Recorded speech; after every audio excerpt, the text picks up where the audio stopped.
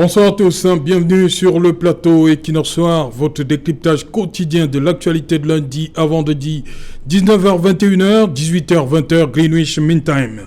Trois nouveaux variants du SARS-CoV-2 apparus au Royaume-Uni, en Afrique du Sud et au Brésil jouent les troubles faits en ce premier trimestre de cette année qui semblait placé sous de bons auspices avec le début des campagnes de vaccination. Ces variants plus contagieux, selon les premières données, inquiètent au plus haut point la communauté internationale.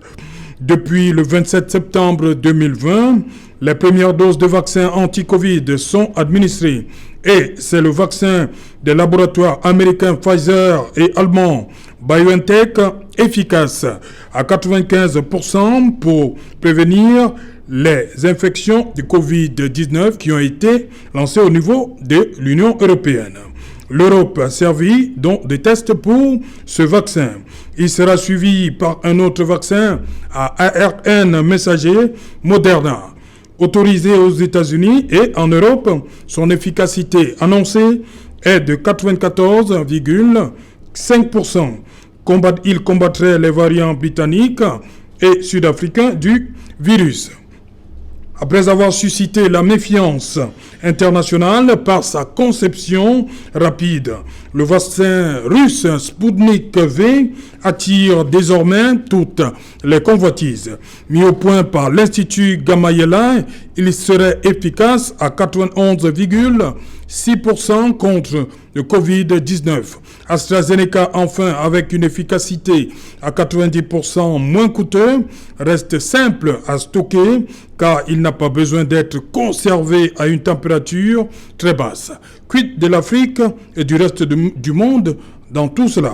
Un nombre important de doses de vaccins anti-Covid est néanmoins mis à la disposition des pays bénéficiaires du dispositif COVAX pour le premier semestre 2021. Les vaccins disponibles ont été répartis à travers le monde sur 145 pays et représentent à ce stade 3,3% seulement de besoins totaux. Parmi ces bénéficiaires, on recense 47 nations africaines, à l'exception de l'Érythrée, la Guinée équatoriale, Madagascar et même la Tanzanie. Des pays dont le niveau de développement économique leur permet d'acheter les vaccins par leurs propres moyens ou ne se sont tout simplement pas manifestés pour bénéficier des dispositions COVAX. Dans la majorité des cas, c'est le sérum AstraZeneca fabriqué en Inde qui sera proposé aux pays africains. Madame, Monsieur, tout à l'heure à 20h, c'est la grande édition d'information présentée par Cédric Noufelet. Tout de suite après, je vous retrouve pour Equinox Soir, deuxième partie. Ce sera le temps du débrief.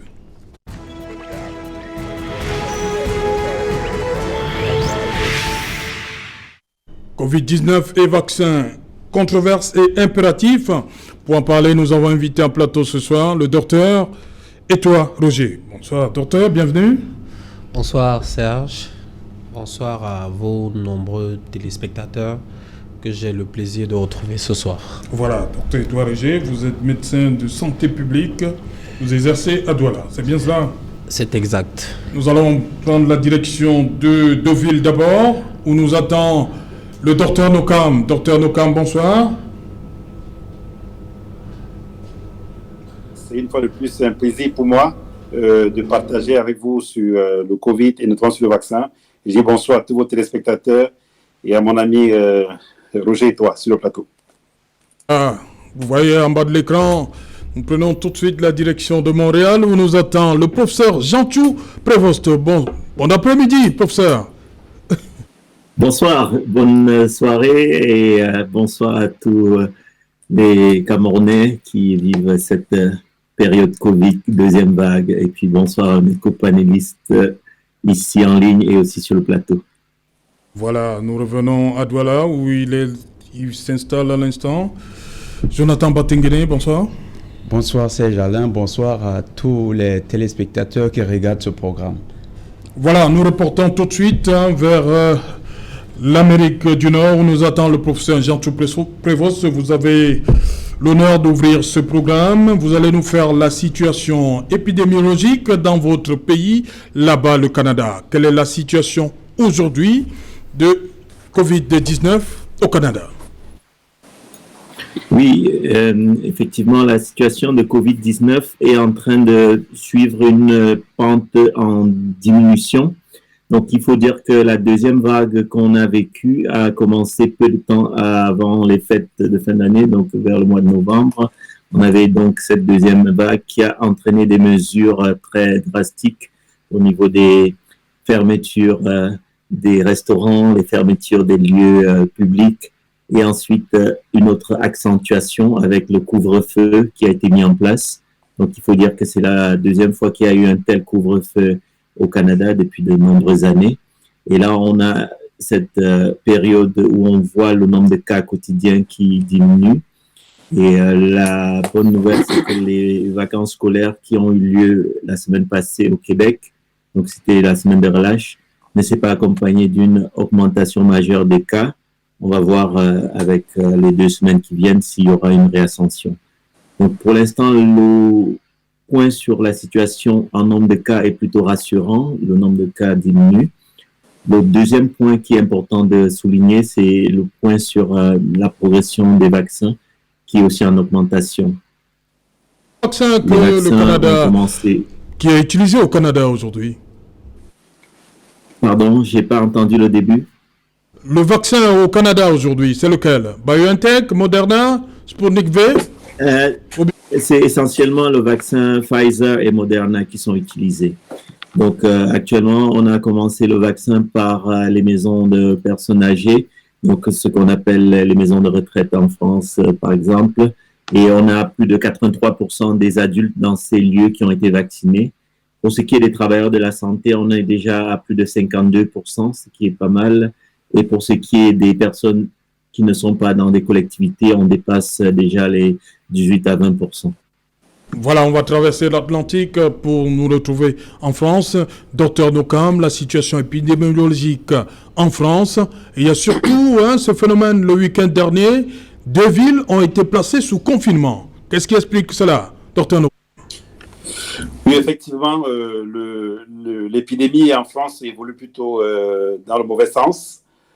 Puisqu'on voit que le nombre de patients continue d'augmenter quotidiennement en réanimation. À ce jour, nous sommes à 4 000 patients hospitalisés en réanimation, plus de 24 000 patients hospitalisés, et juste la journée d'aujourd'hui, il y a eu à peu près 1 700 patients qui ont été hospitalisés. C'est pour cette raison qu'actuellement, il y a 2 villes qui sont, deux grandes régions qui sont confinées, c'est la Côte d'Azur avec Nice, et c'est la région du au nord de Dunkerque qui sont confinées. Et la question de la région parisienne reste en suspens parce qu'il est fort probable que Paris et les villes autour de Paris soient confinées parce on voit le nombre de patients qui augmente considérablement en région parisienne. Dans le reste du territoire, il y a un couvre-feu à partir de 18h dans tout le territoire. On espère que ça devrait s'arranger avec le vaccin. Malheureusement, la vaccination ne se passe pas comme prévu parce que, contrairement aux pays comme Israël qui a vacciné presque 80% de sa population, ou même par rapport à nos voisins anglais, qui sont un peu parmi les derniers au niveau du nombre de vaccinés. Aujourd'hui, en France, il y a 4 millions de personnes qui ont été, 4 millions de doses de personnes qui ont reçu la première dose et 2 millions qui ont reçu les 2 doses de vaccin. Donc, on voit qu'il y a un peu un retard, y compris dans le personnel soignant.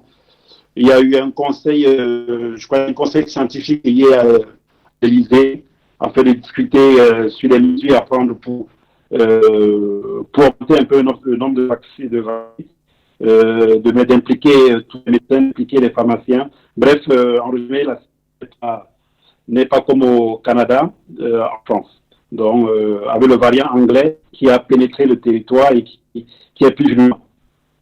Voilà. Ok, merci Dr Nokam. On revient donc chez nous ici, chez vous également. Dr Nokam et professeur Jean-Tout Prévost au Cameroun.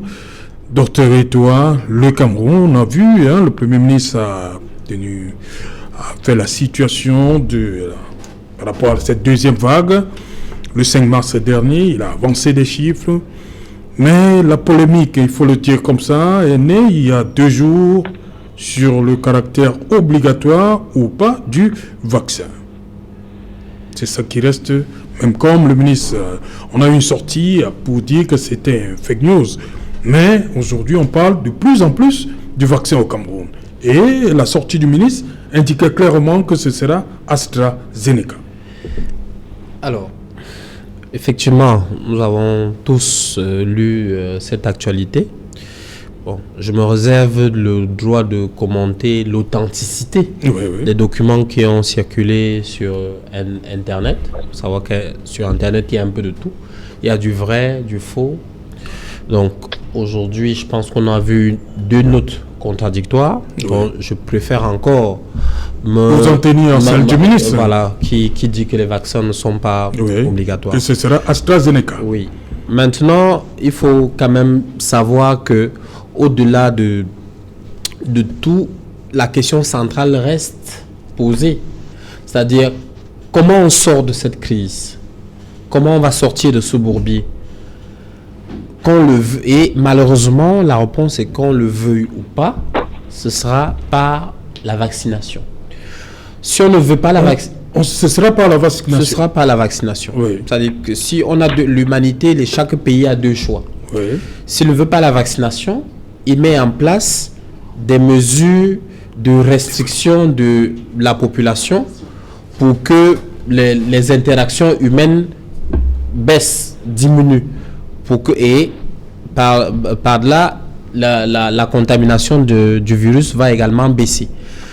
Et c'est pour cela que des pays mettent en place des mesures soit très dures avec le confinement, soit assez modérées avec le couvre-feu. En Chine, par exemple, on va plus loin avec l'intelligence artificielle, le flicage et la surveillance des citoyens. Donc, c'est ces mesures qui sont alternatives au vaccin.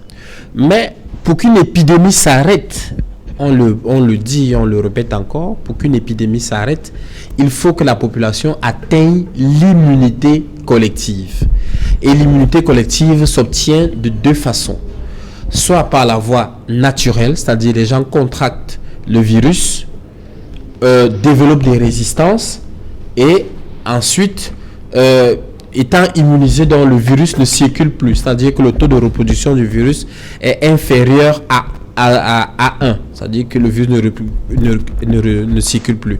Est-ce que cela s'est déjà passé? Oui. Ça s'est passé dans une ville au Brésil qu'on appelle Manaus, où la population avait atteint l'immunité collective de façon naturelle.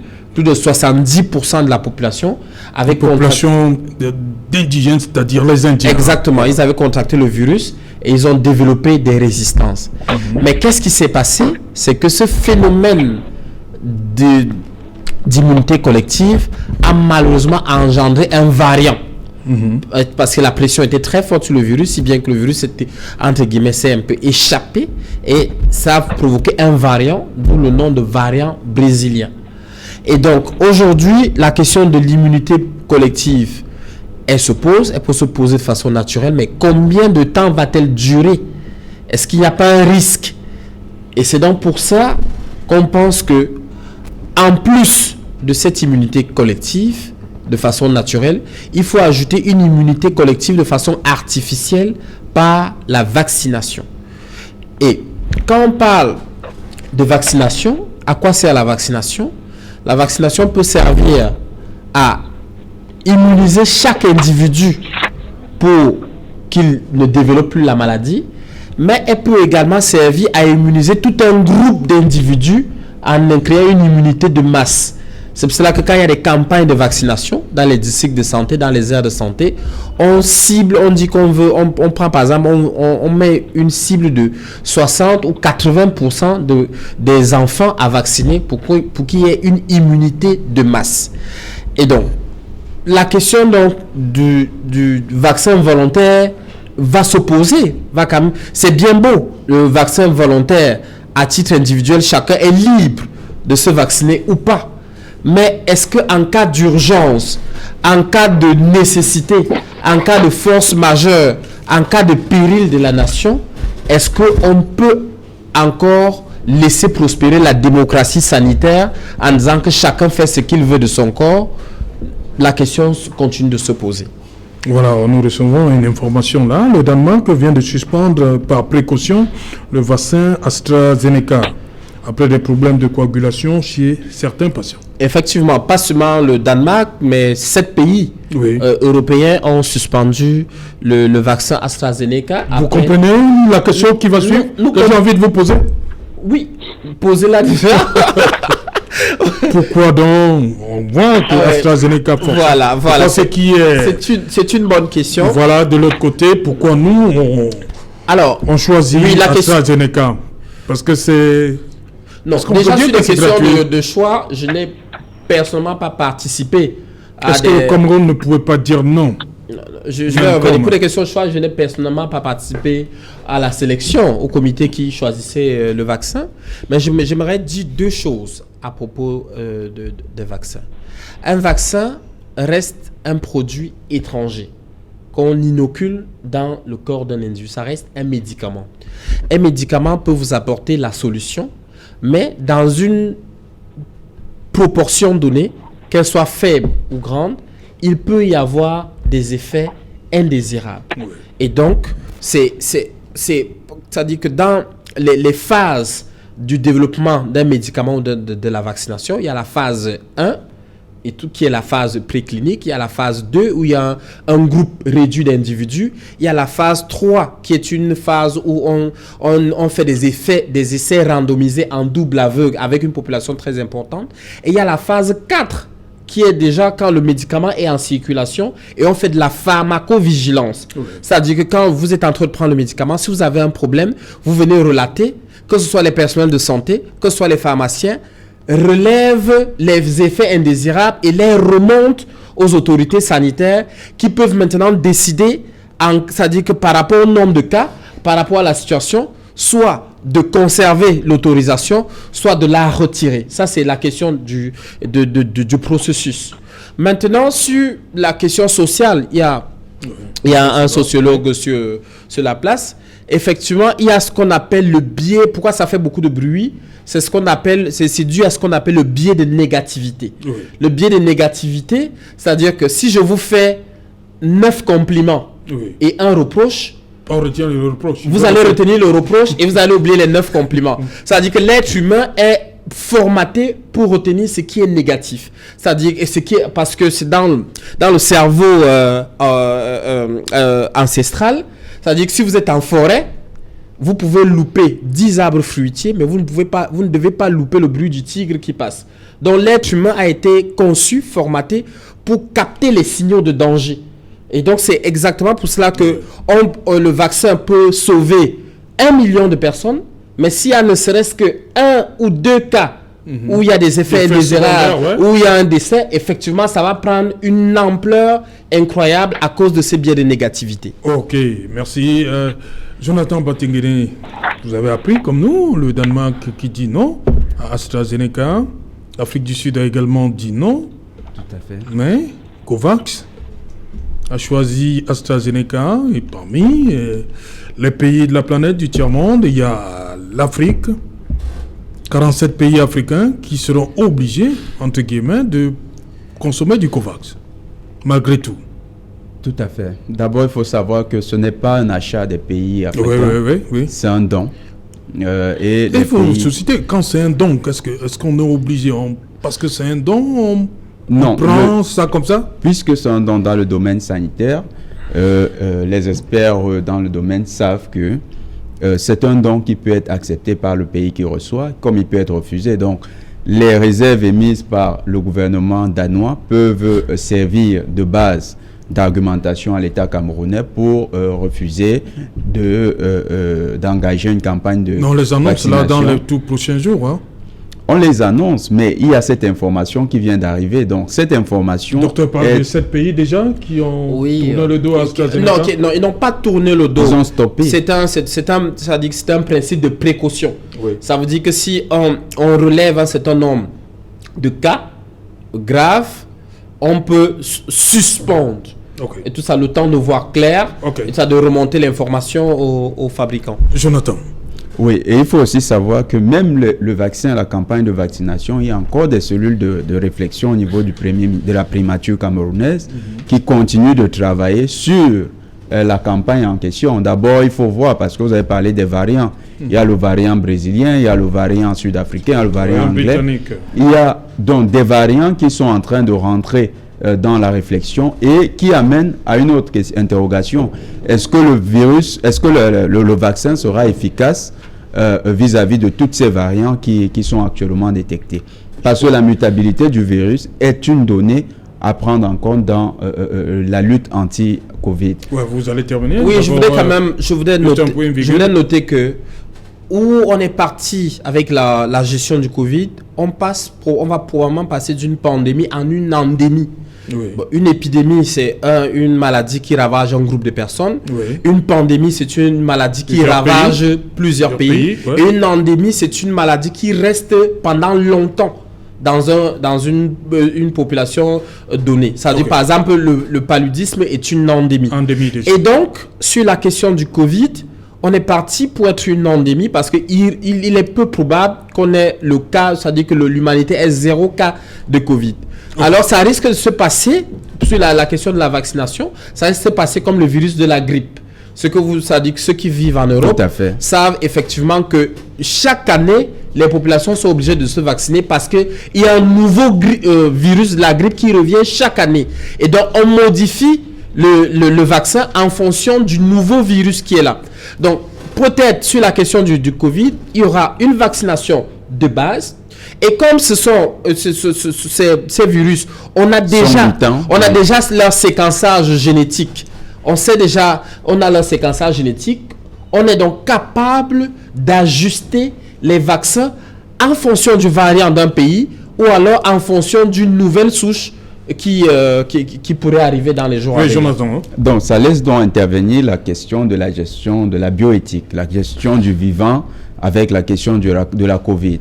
Maintenant, il y a un problème de communication dès le départ. C'est-à-dire qu'on a remarqué au départ de la Covid que les firmes pharmaceutiques avaient un discours qui était un discours de surenchère sur la question de la Covid. Bien sûr, en privilégiant les produits pharmaceutiques eux ils distribuaient et en dénaturant les solutions endogènes que certains peuples, que certaines sociétés développaient.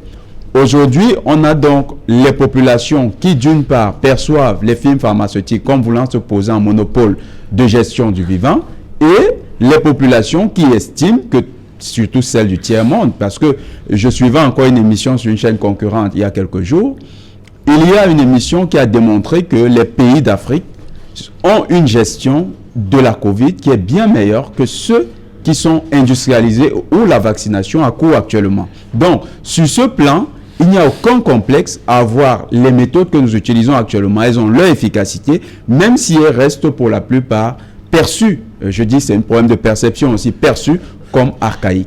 Maintenant, avec ces méthodes que nous proposons pour la gestion de la Covid, est-ce que ces méthodes à long terme peuvent être plus efficaces ou bien peuvent proposer un modèle concurrent de celui de la vaccination? C'est une question qui peut aussi se poser parce qu'en matière de bioéthique, on sait que le scientifique qui tient un discours, certes c'est un discours de technocrate, mais ce discours n'est pas la vérité. La vérité en termes de vérité absolue, c'est une vérité sur la réalité qu'on observe. Et la Covid, c'est une des réalités qui vient démentir beaucoup de discours scientifiques technocrates qui ont été posés sur la maladie. Maintenant, il y a donc une pluralité de regards qui est possible. On a des solutions endogènes qu'il ne faut pas négliger.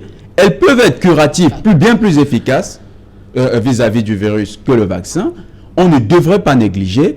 Il est encore possible que, au lieu que nos États se laissent embarquer dans une vision monoculturelle de l'OMS, que ces États gardent un regard polyvalent avec toutes les compétences que nous avons en interne, que ce soit la pharmacopée traditionnelle, que ce soit les solutions qui sont actuellement prises, que ces solutions continuent d'être appliquées pour que nous ayons un système, une réponse qui soit une autre réponse face à cette maladie.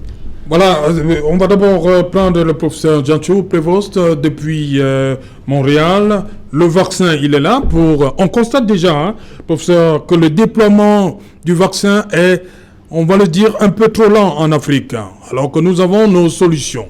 Est-ce que pour les Africains, c'est la priorité, les vaccins? J'ai nos solutions endogènes. C'est une question de bénéfices et d'alternatives, parce qu'on est face à une maladie pour laquelle les traitements curatifs n'ont pas démontré pour l'instant une molécule qui est vraiment celle miracle qu'on aurait espéré. Donc l'approche de prévention reste celle qui va apporter vraiment une solution de protection à l'échelle individuelle et collective. Et les alternatives africaines qui ont été présentées ont, dans la première vague, fait beaucoup de bruit, notamment les solutions qui tournaient autour des plantes médicinales. Ces données n'ont pas été publiées. On a refait encore des recherches bibliographiques pour voir s'il y avait des choses qui permettaient de confirmer cela. Et même dans des pays où, justement, l'utilisation à large échelle a été démontrée, on se rend compte que c'est pas forcément une prévention qui est avérée. Donc, la question vaccinale arrive dans ce contexte-là où il n'y a pas, en 2021, une compagnie africaine qui produit des vaccins et qui fait des recherches sur des populations natives à partir d'initiatives vaccinales propres à l'Afrique. Donc, la plupart des études qui sont faites sur le continent viennent de produits qui sont développés ailleurs et c'est important que ces études se fassent. C'est important de démontrer aussi l'efficacité dans différentes populations. Mais c'est sûr que dans le contexte actuel, on n'a pas de signal pour dire que l'efficacité serait plus faible chez les Africains qu'ailleurs. Donc, c'est important de pouvoir, à ce moment-là, mettre en place une stratégie de organisation du programme vaccinal qui va dépendre, bien sûr, de la disponibilité de ce vaccin, de la priorisation selon les populations, mais aussi beaucoup sur la question du suivi. Donc, la phase de pharmacovigilance va être importante parce que c'est un point qui permet de se rassurer. Juste pour vous donner une idée, parce que c'est important de mettre aussi en perspective les choses, au Canada, avec les deux vaccins qu'on a jusqu'à présent, le Moderna et le Pfizer, on a des données qui montrent qu'environ sur 1 700 000 personnes vaccinées, il y a peut-être 4 000 qui ont fait des effets secondaires, la plupart du temps mineurs. Il y a eu 7 cas de décès, mais qui n'étaient pas du tout liés au vaccin. Donc ça, c'est des choses qui sont faites, étudiées. Donc le principe de précaution, lorsqu'il y a des événements, comme ce qu'on voit avec le vaccin AstraZeneca, c'est une approche qui est normale. Et ça repose sur justement un système de pharmacovigilance. Il faut ces registres-là pour suivre les données. Voilà, docteur Nokam, pourquoi pour vous tant de controverses autour des vaccins alors que les données statistiques ne font que grimper? Est-ce qu'on a trop de temps à parler, à discuter sur les vaccins? Oui, je pense qu'il faut avant tout une pédagogie. Compétitionnelle. Je pense qu'il faut avant tout une pédagogie sur ces vaccins parce que beaucoup de gens, et surtout on vient sur un terrain déjà miné, bien avant l'arrivée des vaccins, on nous a parlé de la 5G, on nous a parlé des complots, on nous a parlé de beaucoup de choses. Du coup, c'est pas facile pour les médecins de communiquer là-dessus. Et vous imaginez bien, chez nous en Afrique, c'est encore très mal ressenti. Quand je vois qu'ici en France, les gens négocient pour être vaccinés, je ne peux pas vous dire le nombre de gens qui m'appellent pour savoir s'ils peuvent trouver un créneau pour qu'ils aient qu'ils se fassent vacciner. Et de l'autre côté, les gens en Afrique qui refusent le vaccin. Je pense tout simplement parce qu'il n'y a pas eu de pédagogie. Et la réaction du Danemark et de la Norvège vient conforter ces complotistes-là dans cela. C'est qu'il faut qu'on même le vaccin de la grippe. Le vaccin de la grippe a des effets secondaires. On est vacciné parce que le vaccin, ça c'est quoi? C'est un vaccin à vecteur viral. Donc c'est un virus, pour ceux-là, l'adénome, c'est ce qu'on appelle l'adénovirus du chimpanzé qui est injecté dans le corps et qui va aller créer une immunitaire. Donc, quand on injecte un corps étranger, comme disait tout à l'heure le docteur Itoa, il peut avoir des réactions. Maintenant, qu'est-ce qui est important en médecine? C'est de voir entre l'effet bénéfice-risque. Est-ce qu'il y a eu plus d'effets positifs que d'effets négatifs? Je vous rappelle que le vaccin de la variole, qui a permis d'éradiquer quasiment la variole, avait à son temps, dans les années 50, disséminé presque tout un village. Je crois que c'était au Canada, mais ça n'a pas empêché que le vaccin soit administré. Ce qu'on doit comprendre surtout, c'est quel est le rôle du vaccin?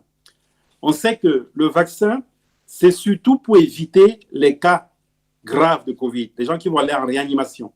Puisqu'on sait que dans une population, 5% des gens qui contaminent le virus vont développer des formes graves. 95% vont soit guérir, soit vont guérir parfois spontanément. Donc, l'objectif de vacciner une population, c'est de créer une certaine immunité quasi collective, qui va faire en sorte que le nombre de gens qui ont développé des formes graves puisse diminuer. Et quand on dit qu'un vaccin est efficace à 95%, ça veut dire quoi? Ça veut dire que si vous vaccinez 100 personnes, il y a 95 personnes qui sont protégées et 5% qui pourront quand même développer la maladie malgré le vaccin. Mais le fait de vacciner une grande population va faire que ces petits 5% va atténuer le nombre de gens, au final, qui pourront développer des formes graves. Donc, c'est pour ça que c'est vraiment une réflexion collective. Et là, le gouvernement doit jouer un rôle important et surtout de pédagogie, parce que quand on dit qu'il y a eu des cas, il y a eu des effets secondaires. Oui, le vaccin de la grippe, c'est un virus qu'on injecte, ça donne un syndrome grippal. Pour l'AstraZeneca, on parle de thrombose. Maintenant, il y aura, puisqu'il y a la pharmacovigilance qui a été mise en place, et la pharmacovigilance permet de dénoncer, de répertorier tous les effets secondaires qui n'ont pas été notés pendant les études. Et là, le Danemark, la Norvège, l'Islande, ils arrêtent AstraZeneca le temps de faire une enquête. Ça ne veut pas dire qu'AstraZeneca, c'est un mauvais vaccin. Je prends, il y a un autre cas, il y a un vaccin qui est le vaccin Sputnik. Le vaccin Sputnik fonctionne exactement, c'est un peu le même principe que le vaccin AstraZeneca. C'est un vecteur à virus. Sauf que les Russes, au lieu d'injecter juste un adénovirus du chimpanzé dans le truc, ils ont injecté 2 adénovirus humains. Et là, ce qui est avantageux avec ce vaccin Sputnik, c'est que les 2 doses, la première dose et la deuxième dose, ce n'est pas le même virus qu'on injecte. Donc, du coup, ça crée une réponse immunitaire croisée. Et donc, on a une réponse plus poussée, meilleure, en fait, entre autres. Donc, commencer à communiquer sur la dangerosité du vaccin, ce ne serait pas vraiment responsable. Je pense plutôt qu'il faut vraiment expliquer, et c'est bien que je pense que les médecins, il faut que la population aille vers les médecins qui s'occupent du Covid, qui connaissent mieux le vaccin, pour qu'ils soient rassurés. Et dans tous les cas, quand on commence le vaccin, on devrait commencer par les personnes les plus à risque. Parce qu'une personne de 20 ans qui fait un Covid ne va pas forcément aller en réanimation. Bon, même si le variant anglais, nous a montré un peu, on a eu quelques surprises ici en France avec le variant anglais, avec les gens de 45 ans qui sont en réanimation. Mais il faudrait commencer dans un premier temps, pas les gens à risque, des gens qui sont obèses, diabétiques, les personnes âgées, que ces gens-là puissent être d'abord vaccinés afin d'être protégés contre le Covid. Et ainsi, progressivement, on va pouvoir développer une immunité collective. Donc, moi, en résumé, je dirais que, oui, il y a un effet secondaire. Comme il y a des effets secondaires dans presque tous les vaccins, mais sauf que le pourcentage est faible. Et il faudrait que la pharmacovigilance, que les médecins camerounais, que la médecine la santé publique puissent étudier le problème et rassurer la population et mieux cibler les personnes à être vaccinées. Et il ne faut pas oublier que le Covid même, donne des thromboses. Donc, est-ce que ces gens qui ont développé des thromboses, est-ce qu'ils n'avaient pas, entre guillemets, voilà. Donc, merci, docteur Nokam. Voilà, vous semblez dire qu'il faut absolument vacciner les populations. Vous mettez de côté notre pharmacopée traditionnelle qui a écouté, Monseigneur Cléda a fait ses preuves, quand même. Les solutions endogènes, comme on les appelle. Le président l'a reconnu dans son discours à la veille de la fête de l'unité le 20 mai 2020, c'est-à-dire le 19, dans son discours. Non, deux choses. Je n'ai pas dit qu'il faut absolument vacciner les populations. Je dis juste que il sera difficile qu'on sorte de ce bourbier sans avoir intégré également dans la palette de mesures que nous avons la vaccination. Avec ces nouvelles qui viennent par rapport à AstraZeneca, est-ce oui, que on va y arriver. C'est-à-dire qu'il faudra intégrer, et le docteur Nokam a bien dit, c'est-à-dire qu'on n'est pas obligé de vacciner toute la population, mais il y a une cible précise, c'est-à-dire que notre problème, c'est que les gens n'aillent pas en réanimation et que les gens ne décèdent pas. Et il faut se mettre à l'esprit que c'est un vrai problème, parce que le Premier ministre a publié les chiffres l'autre jour. Il a dit que la semaine passée, il y a eu 3000 nouveaux cas. Et il faut savoir que, on a des indicateurs à peu près stables. C'est-à-dire qu'on a un taux de sévérité d'à peu près 2,5%. Ça veut dire que dans les 3000 nouveaux cas, nous aurons à peu près une centaine de 200 qui iront en réanimation. Et on a un taux de létalité d'à peu près 1,5%. C'est-à-dire que dans les 3000 nouveaux cas, il faut se dire qu'à peu près 45 personnes vont décéder. C'est-à-dire que c'est des taux, dans les 3 semaines à 1 mois, il faut s'attendre à ces chiffres. C'est-à-dire qu'aujourd'hui, les gens sont contaminés. Dans les 3 à 4 semaines, nous aurons tel nombre de personnes en réanimation. Nous aurons tel nombre de personnes qui seront décédées. Ce sont des indicateurs qui sont assez stables depuis le début de la pandémie. Et donc, on ne peut pas se dire que ces gens, on ne doit pas les sauver. Même si c'est relativement en Occident, nous avons peu de morts, mais un mort est un mort de trop. Ce sont nos oncles, ce sont nos parents, ce sont nos grands-pères, ce sont nos frères, nos sœurs qui décèdent. Et cela, s'il y a une solution qui existe pour eux, il faut l'utiliser. Et cette solution, ça existe, c'est la vaccination. Maintenant, sur la question... La vaccination, c'est la seule solution? Non, c'est pas la seule solution. C'est une des solutions. C'est une solution. C'est une des solutions. Voilà sur la question des solutions endogènes, oui. Moi, c'est un faux débat où on veut opposer la médecine conventionnelle à la médecine traditionnelle. Non, on ne veut pas opposer. On demande rien ne vous dit que médecin... On demande tout simplement de considérer aussi... Oui, non, je vous dis, rien ne vous dit que médecin de mon état, quand je rentre à la maison, je ne prends pas mes tisanes et tout. Ok. Maintenant, la question, on revient après le journal. On revient après le journal, je vous en prie. Parce qu'il est là, Cédric Noufelet, bonsoir, au menu ce soir. Bonsoir Saint-Chaland, bonsoir aux invités. Ce soir, nous parlerons de l'ouverture de la session parlementaire en mars 2021. La crise anglophone est une préoccupation pour certains députés qui souhaitent qu'elle soit enfin inscrite à l'ordre du jour.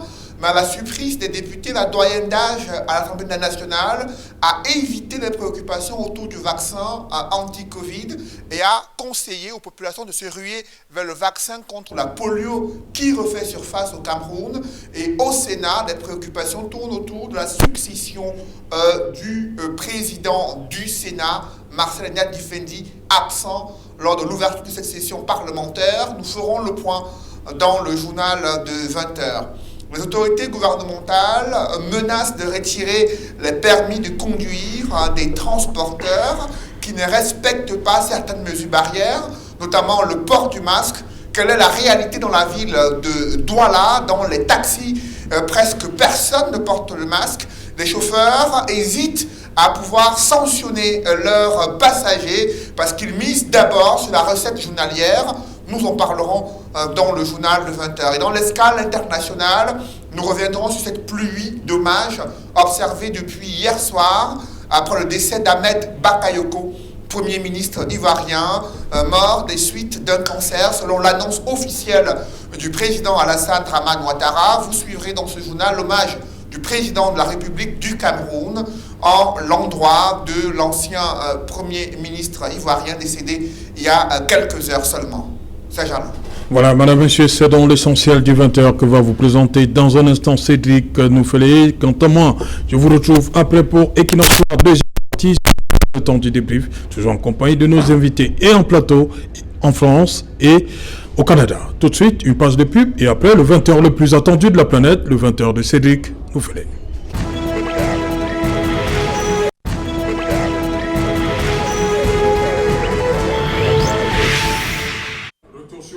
Bonsoir, deuxième partie, c'est le temps du débrief, madame, monsieur, toujours en compagnie de nos invités en plateau, le docteur Etoa Roger et Jonathan Batengene. Nous allons retrouver un peu plus tard dans l'émission le professeur Jean-Thio Prévost depuis Montréal au Canada et docteur Nokam Ghislain à Deauville. Nous sommes en France.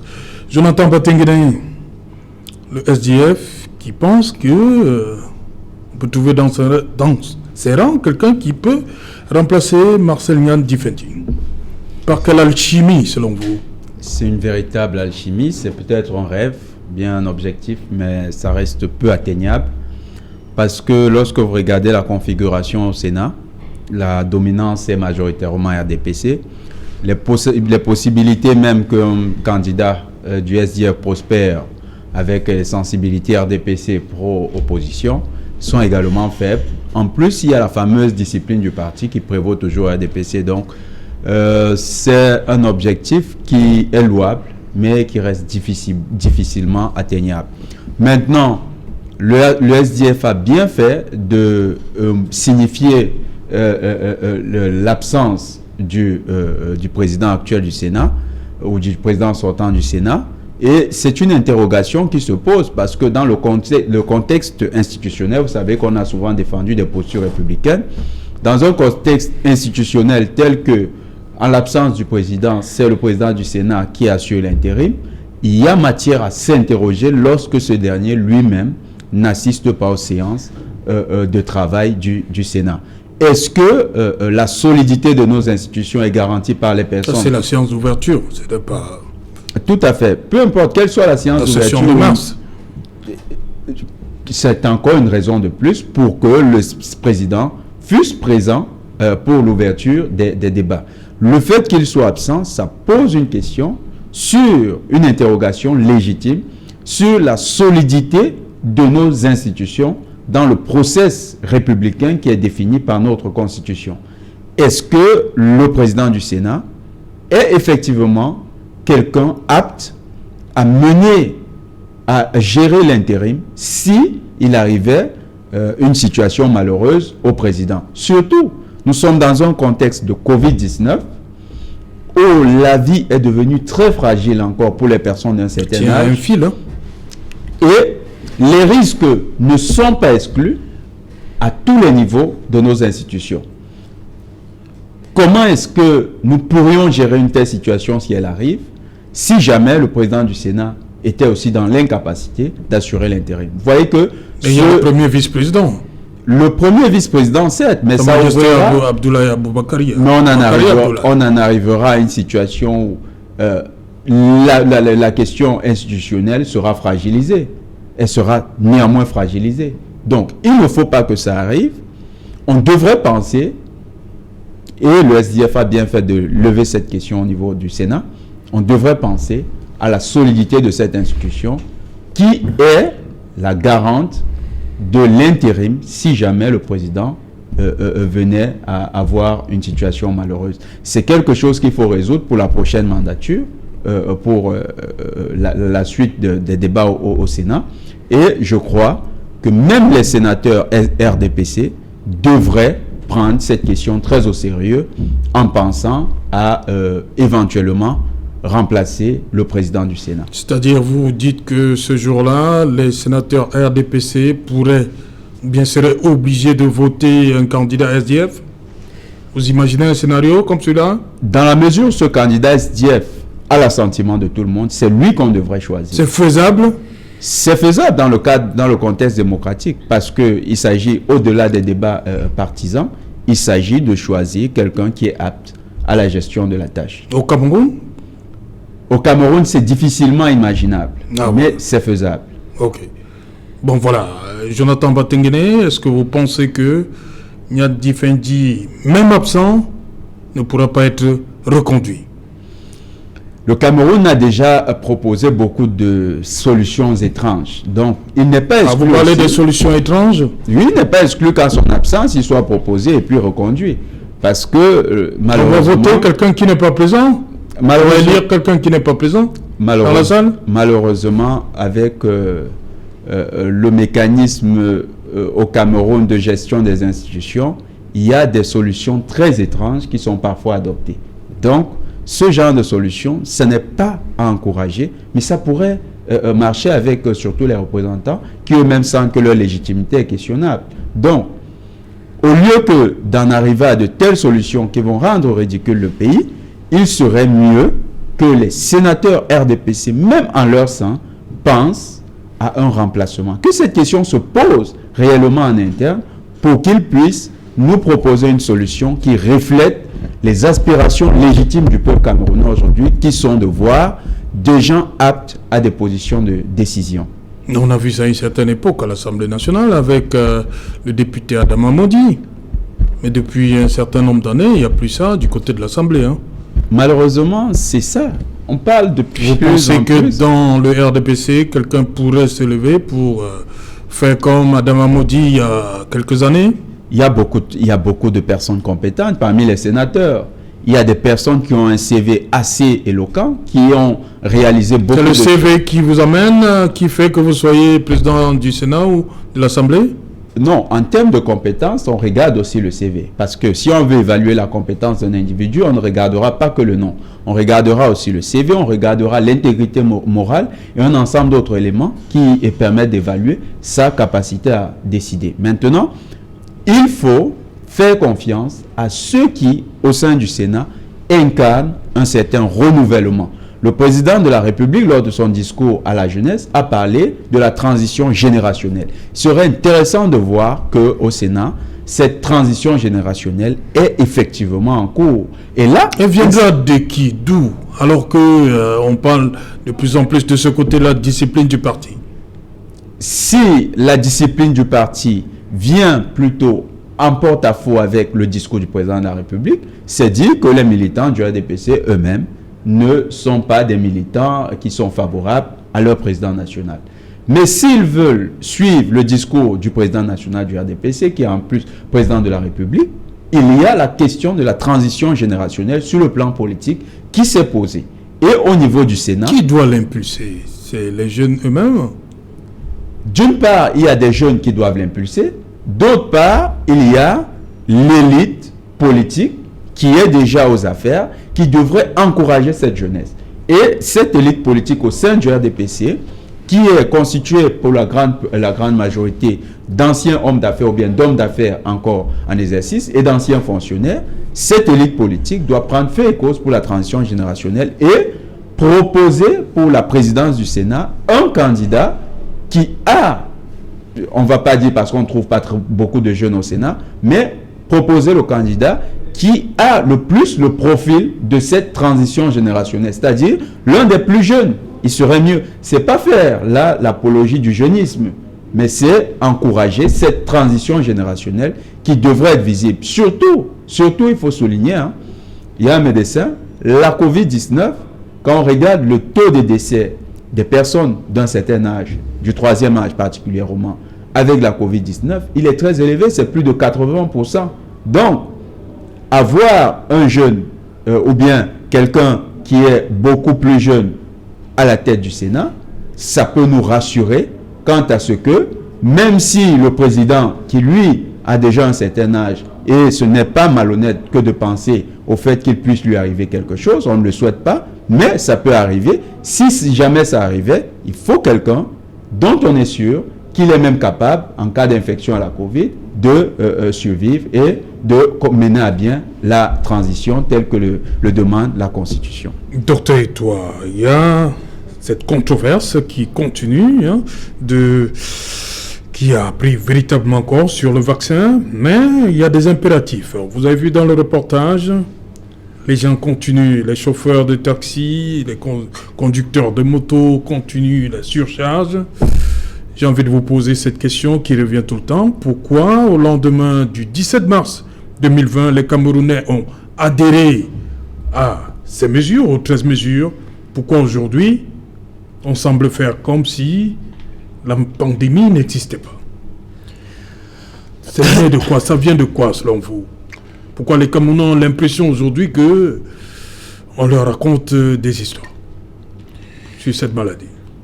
Bon, effectivement, je pense que l'indiscipline qui est la marque caractéristique d'un certain nombre de nos concitoyens. Et au départ, quand la maladie est arrivée, tout le monde attendait des vagues de morts. Et c'est pour ça que les gens sont un peu mis en champ de bataille. Oui. Et quand la vague n'est pas arrivée et que les morts se comptaient plutôt par dizaines ou voire moins, ils se sont dit que le pire est passé. Et donc, ils ont repris les méthodes d'avant. Mais je pense qu'il y a un problème de communication parce que il faut qu'on dise la vérité aux Camerounais. La Covid continue de frapper. Allez aujourd'hui dans les centres de prise en charge, Orca, la Kentini, et ainsi de suite. Vous allez voir, les lits sont débordés, les médecins sont débordés. Et il faut qu'on montre ça aux Camerounais. Moi, je suis pour que la communication soit beaucoup plus offensive, pour que les gens voient la réalité. Parfois, on nous accuse d'être soit très alarmistes, dit docteur, vous êtes alarmiste et tout. C'est parce que j'ai l'impression qu'on n'est même pas assez alarmiste pour dire aux citoyens que, attention, nous n'avons pas 400 morts, 1000 morts comme aux États-Unis, mais nous n'avons pas également les capacités hospitalières pour résorber dans le choc de ces pays. Nous avons un tissu hospitalier qui est faible, qui est fragile, et nous arrivons même déjà à saturation. Donc il faut discipliner les Camerounais, il faut communiquer sur la Quand maladie. vous dites discipliner, le Premier ministre est sorti le 5 mars, il a rappelé un certain nombre de choses, il a insisté sur les rassemblements de plus de 50 personnes qui sont interdits, parce il a dit que cette mesure n'avait pas été levée, mais le même soir, on a vu des spectacles, le lendemain, on a vu la levée de corps d'un membre du gouvernement avec plus de 50 personnes. Qu'est-ce qui explique ça? Non, je pense qu'il faut choisir clairement le mode de gestion. Il faut des sanctions? Non, il faut choisir le mode de gestion de la cité que nous voulons. Pour cette crise particulièrement, soit on met en place la responsabilité, on promeut la responsabilité individuelle, ça a eu des effets. Est-ce que ça marche? On le dit. C'est pour ça que le président l'a dit dans tous les discours. Dans certains pays. Le dernier discours du président, il appelle à la responsabilité individuelle. Dans certains pays, ça marche. Oui. Dans les pays scandinaves, européens, ça marche, la responsabilité individuelle. Mais dans des pays comme le nôtre, la responsabilité individuelle ne peut pas marcher. Qu'est-ce qu'il faut? Et c'est pour cela qu'il faut remettre de la discipline. Il faut mettre de la coercition pour que les gens respectent les lois, respectent les instructions. C'est-à-dire qu'il faut, j'ai presque envie de dire, il faut que les gens aient encore peur de la peur du gendarme. La peur, quand tu es tout petit, on dit que la peur du gendarme est le début de la sagesse. Il faut qu'on ait encore peur de ça. Il faut qu'il y ait des sanctions, il faut qu'il y ait des amendes. Il faut que on repasse à des méthodes qui sont beaucoup plus contraignantes. Ça, c'est pour contenir la propagation de l'épidémie. Maintenant, à long terme, ces méthodes de coercition très strictes ne sont pas efficaces sur le long terme. Elles marchent sur une courte période où vous pouvez dire aux gens et tout ça, ne sortez pas, ne faites pas ceci. À un moment, il y a un sentiment de lassitude. C'est pour cela qu'il faut penser toujours aux solutions pérennes et, qu'on le veuille ou pas, la vaccination fait partie des solutions pérennes parce que pour ce genre de personnes indisciplinées, il faut tout simplement qu'elles soient vaccinées. Ok, voilà, on va repartir à Montréal. Professeur Jantou, vous êtes là, toujours? Dites-moi, professeur Jantou, aujourd'hui, les vaccinations ont commencé il y a plusieurs mois déjà. Est-ce que vous connaissez des personnes qui ont déjà reçu leurs 2 doses de vaccin? Et combien de temps dure en fait l'immunité? Oui, tout à fait. Les vaccinations ont commencé ici et au Canada et ça va très vite parce que dès l'instant où les premières doses ont été administrées, il y a eu un programme pour établir le rythme de deuxième dose et ce programme a donné lieu à un espacement par rapport à ce qui était prévu en termes d'intervalle selon les données de la compagnie. Mais malgré tout, on regarde quand même que 2,2% de la population a déjà reçu une seule dose et puis 1,4% a reçu 2 doses. Donc, c'est quand même un chiffre intéressant et ça nous permet de nous conforter dans les données qu'on observe cumulées aux mesures dont je parlais, les mesures de restriction. Et c'est important de voir ceci dans le contexte camerounais où je vais revenir un peu en arrière sur les données chiffrées de nombre de cas. Si on regarde la première vague de l'épidémie au Canada, par exemple, on tournait à 1500 nouveaux cas par jour. Et la deuxième vague, on est monté à 5 fois plus, donc on était avec des chiffres autour de 7500 cas par jour. Et pour le contexte camerounais, en se projetant dans un même parallèle, on est actuellement dans la première vague à 500 cas par jour et dans la deuxième vague, un peu plus de 2500 nouveaux cas par jour. Donc, si on ne fait pas attention à l'étalement de ces cas dans le temps, le système va être très rapidement saturé. Et donc, qui dit nombre de cas quotidiens dans un intervalle réduit, dit effectivement autres mesures d'approche, le respect des mesures barrières, parce que la vaccination elle seule n'aura pas un effet immédiat. Il y a une latence entre le début du programme vaccinal et l'action sur le terrain en termes d'efficacité. Voilà, merci professeur Janchou. On va aller en France. Une question personnelle, docteur Nokam. On constate de plus en plus que beaucoup de personnel de santé boudent, sont un peu réfractaires au vaccin. Dites-nous, qu'est-ce qui se passe? Si vous, déjà, personnel de santé, vous traînez la patte, quid des autres? De la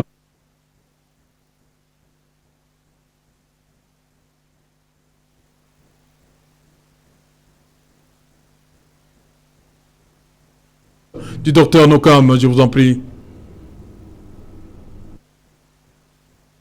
Le docteur Nokam. On va venir au docteur Nokam. On veut cette réponse. Docteur Nokam. Bon, qu'est-ce qu'il y a? Non, on va repartir. On va repartir à Montréal. Professeur Janchou, est-ce que là-bas, comment le personnel de santé accueille la vaccination? C'est le même défi dans beaucoup de pays et ici on a la même problématique en termes d'appréhension, mais cette appréhension au fil du temps. Ouais, j'avais coupé mon micro.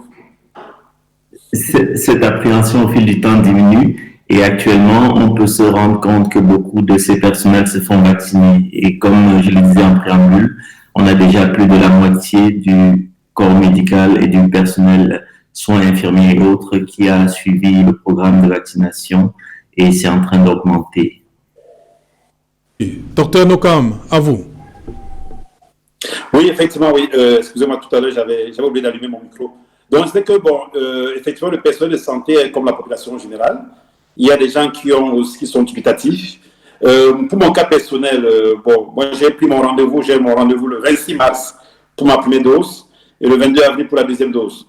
Je vais vous dire, autour de moi, les médecins, les aides-soignants, les infirmiers que je vois sont plutôt en attente du vaccin. Nous, par exemple, au CHU de Caen, le personnel est vacciné directement dans le service.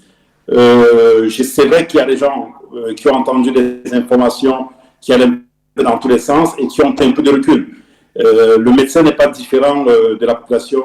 Donc, l'objectif actuellement est de sensibiliser. Mais je pense que plus les gens seront vaccinés, plus les autres seront convaincus et vont se faire vacciner. Donc nous, par exemple, dans notre conseil de neurologue à Normandie, on conseille, quand on se fait vacciner, de faire un selfie et d'envoyer à nos patients. Donc quand je me fais vacciner, je vais me filmer, je vais envoyer mes patients pour les convaincre. J'envoie mes patients, mes infirmières, et ça permet de convaincre les gens. Donc je pense que c'est ainsi de suite qu'on pourra convaincre les gens. Le Premier ministre français, qui est neurologue, s'est fait vacciner devant la presse.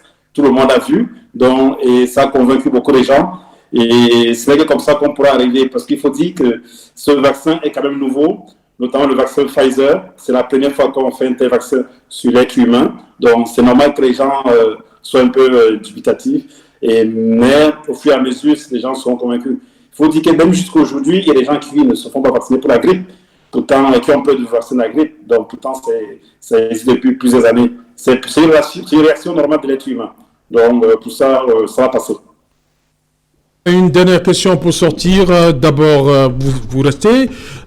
Docteur Nokam, vous allez nous dire, hein, vous êtes des Africains, mais vous exercez en France et au Canada pour le professeur Ndiantou.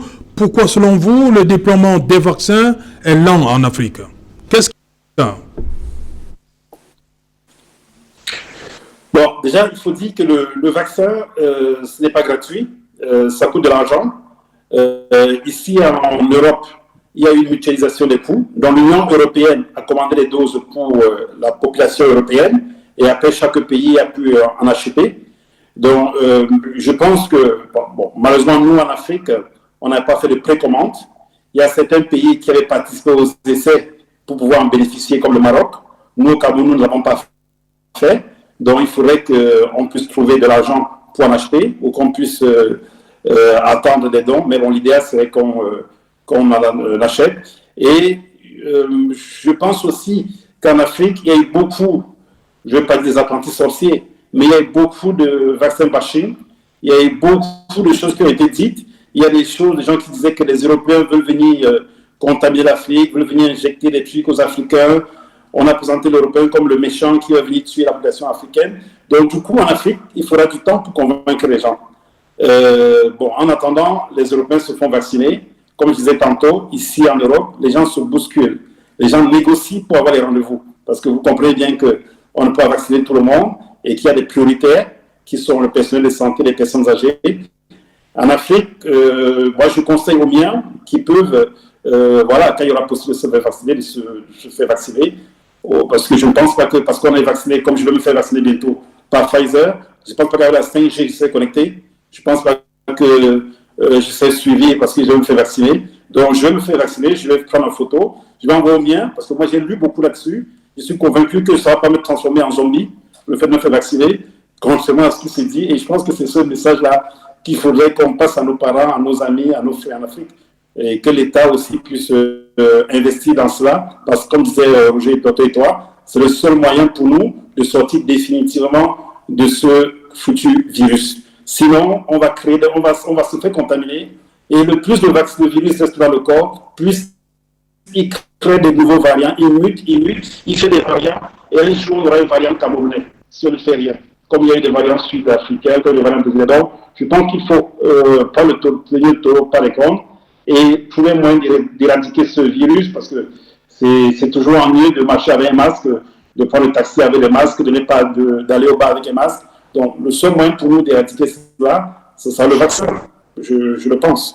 Et voilà. Merci, Dr Nokam, pour vos explications. Je rappelle que vous êtes neurologue, vous êtes à Deauville, en France.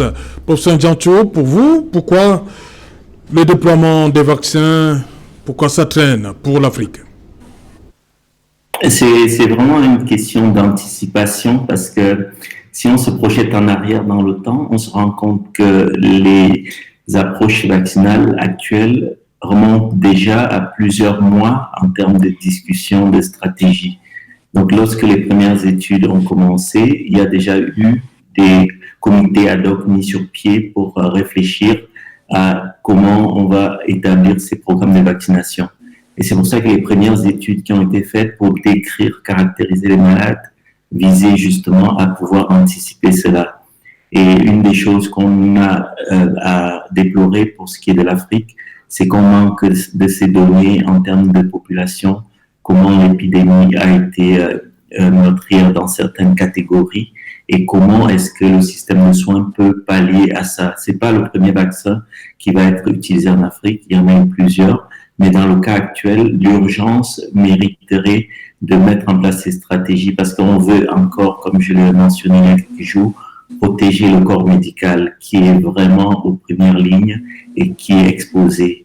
Et je voudrais ici prendre une minute pour saluer tout le corps médical, ceux qui ont été au front dans les unités Covid, mais aussi ceux qui sont dans le suivi des malades. Je salue au passage une cousine, Gisèle, qui est kinésithérapeute, qui travaille fort, comme beaucoup d'autres soignants, pour continuer à s'occuper des maladies chroniques, parce que finalement, c'est aussi ça qu'on veut préserver, c'est que le vaccin va permettre de continuer à fonctionner normalement, à continuer à prendre en charge les cancers, à continuer à prendre en charge les diabètes, et à continuer à prendre en charge toutes les autres maladies. Donc, vraiment, il faut que le gouvernement mette sur pied un comité rapide pour essayer de pallier à ça. Parce que quand le vaccin va arriver, si c'est le désordre, s'il y a des programmes qui sont faits à cet instant anarchique, ça n'ira pas. Il faut vraiment qu'il y ait un programme établi et suivi pour permettre une efficacité. Et je termine en disant que même quand la première dose est faite, il faut continuer à se protéger parce que ce n'est pas encore complètement efficace. Il faut faire le programme vaccinal entier. Jean-Thieu Prévost, gastro-entérologue, pédiatre depuis Montréal au Canada. Jonathan Batengene, vous êtes pour le vaccin, mais aussi il faut tenir compte des solutions endogènes. Tout à fait. Il faut continuer avec le vaccin parce que c'est une solution, entre autres. Il ne faut pas négliger les solutions endogènes que nous avons commencé à développer. Il faut même mener des études là-dessus pour voir quelle est leur efficacité, si jamais elle en a. Et également explorer de nouvelles voies parce que la recherche scientifique, elle est très peu développée en Afrique. Mais à l'occasion de cette Covid, on a vu des unités de séquençage qui se sont développées dans 46 pays africains, entre autres le Cameroun. C'est déjà intéressant, c'est un bon 47. début. 47 pays. Ces unités de séquençage, c'est une belle avancée dans la recherche sur la génétique. Donc, nous pouvons profiter de cette occasion pour booster notre avancée sur le plan de la recherche scientifique. Merci. Ça ne doit pas s'arrêter là. La Covid doit être une opportunité pour notre gouvernement. Merci Jonathan Batengene. Docteur, et toi, je vais dire pro-vaccin. Oui, je suis évidemment un pro-vaccin déclaré, mais je dis juste que pour ce qui concerne notre pays, j'aurais aimé, dans le meilleur des cas, qu'on choisisse le meilleur des vaccins et tout ça, qui est Pfizer, BioNTech, mais le vaccin... Mais il coûte cher. Oui, il coûte cher. Le vaccin, il y a des enjeux sanitaires, c'est-à-dire que quel est le vaccin qui est le plus efficace. Il y a des enjeux économiques, parce qu'évidemment, il y a des gens qui ont investi... Il y a aussi un problème de conservation. Hein.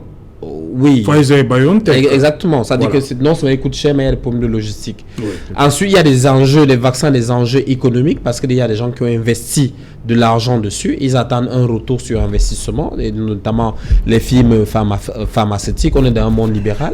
Ensuite, enfin, il y a des enjeux géopolitiques. Aujourd'hui, vous voyez bien que les pays qui produisent les vaccins sont en train d'utiliser le vaccin comme une arme d'influence. Ouais. Vous voyez par exemple la Chine ou la Russie se baladent avec leur vaccin, ils récupèrent des morceaux de territoire que d'autres pays, d'autres puissances comme la France n'ont pas pu produire. Vous voyez, Macron, je reviens tout le temps, il faut qu'on donne les vaccins à l'Afrique. Ouais. Il veut bien, mais il ne peut pas. Mais plus tard, ils seront obligés, j'ai un peu dit sortir cette note d'espoir, ils sont obligés de nous aider, entre guillemets, parce que le nationalisme vaccinal a des limites. Ils savent que même s'ils sont protégés par la vaccination, les pays du Sud ont également besoin d'être protégés parce que c'est là où ils délocalisent leurs entreprises et si les pays du Sud continuent d'être infectés, le virus va reprendre le chemin inverse pour aller les infecter. Merci. Donc on attend la vaccination. Voilà, merci docteur et toi, merci à vous également Jonathan Batengene, merci au professeur Jean-Thieu Prévost, merci au docteur Nokam Ghislain depuis Deauville. Madame, messieurs, nous sommes arrivés au terme de cette édition. Bonsoir, d'où maintenant.